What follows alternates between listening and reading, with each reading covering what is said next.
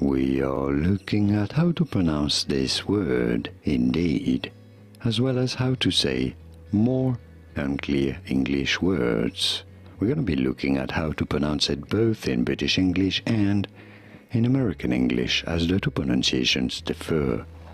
In British English, this is normally pronounced as word, word.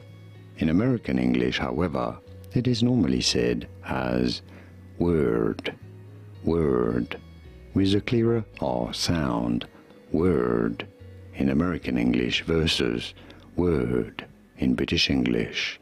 Did you get this? Could you hear the difference? Was this any helpful? Let me know in the comments. Here are more videos on how to pronounce more words, indeed, whose pronunciations aren't exactly always obvious. I'll see you there to learn more.